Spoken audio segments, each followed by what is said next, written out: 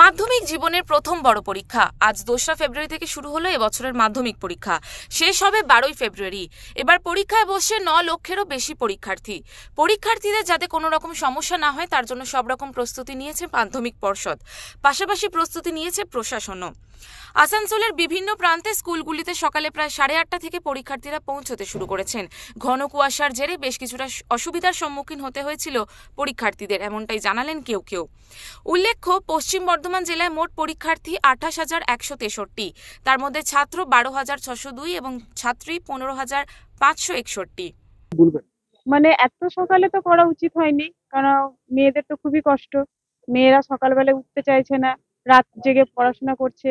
মানে একটু বেলা হলে ওরা পড়ার একটু সময় পেত। যা আগে যা পড়াটা ছিল, কিন্তু এখন যে পড়াটা ছিল সেটা একটু রিভাইজ আবার চোখ বোলানো হতো। আলিপুরদুয়ার জেলায় পরীক্ষা কেন্দ্রগুলির বাইরে ছাত্রছাত্রীদের ভিড়, কড়া নিরাপত্তার ব্যবস্থা করা হয়েছে প্রশাসনের পক্ষ থেকে। হিন্দি মাধ্যমিক বিদ্যালয়। কোথাকার? কোন জায়গা? আলিপুরদুয়ার। আলিপুরদুয়ার। তোমার নাম কি? প্রীতম রায়। এটা কি তোমার প্রথম বছর?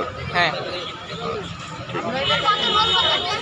জলপাইগুড়ি জেলায় ৯৫টি পরীক্ষা কেন্দ্র থেকে মোট ২৫,৫০০ জন এবার পরীক্ষার্থী বসছে, যা গত বছরের তুলনায় বেশি। জঙ্গল লাগোয়া প্রত্যন্ত গ্রামাঞ্চলের মাধ্যমিক পরীক্ষার্থীদের বন দপ্তরের তরফে গাড়ি দিয়ে পরীক্ষা কেন্দ্রে পৌঁছে দেওয়ার বিশেষ উদ্যোগ নেওয়া হয়েছে। দক্ষিণ দিনাজপুর জেলায় মাধ্যমিক পরীক্ষা উপলক্ষে কড়া নিরাপত্তার ব্যবস্থা করা হয়েছে পুলিশ প্রশাসনের পক্ষ থেকে। এবছর জেলায় পরীক্ষার্থীর সংখ্যা ১৮,৫৯৯, ছাত্রদের সংখ্যা ৮,৯৫৩ ও ছাত্রী রয়েছেন ৯,৬৪৬ জন। আজকে এখানে পরীক্ষা, মাধ্যমিক পরীক্ষা। কিরকম লাগছে?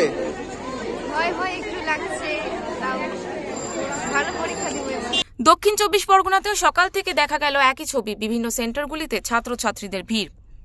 কড়া নিরাপত্তার বন্দোবস্ত করা হয়েছে হাওড়া জেলার প্রত্যেকটি পরীক্ষা কেন্দ্রেও। জেলা শিক্ষা দপ্তর সূত্রে খবর, এবছর মোট ১২৮টি পরীক্ষা কেন্দ্রে পরীক্ষা নেওয়া হচ্ছে।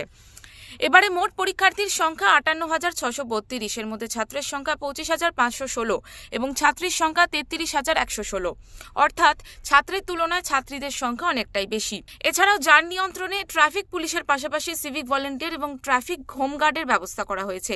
পরীক্ষার্থীরা যাতে ঠিক সময় পরীক্ষা কেন্দ্রে পৌঁছতে পারেন তার জন্য অতিরিক্ত বাস চালানো হচ্ছে। ব্যুরো রিপোর্ট, ওঙ্কার বাংলা।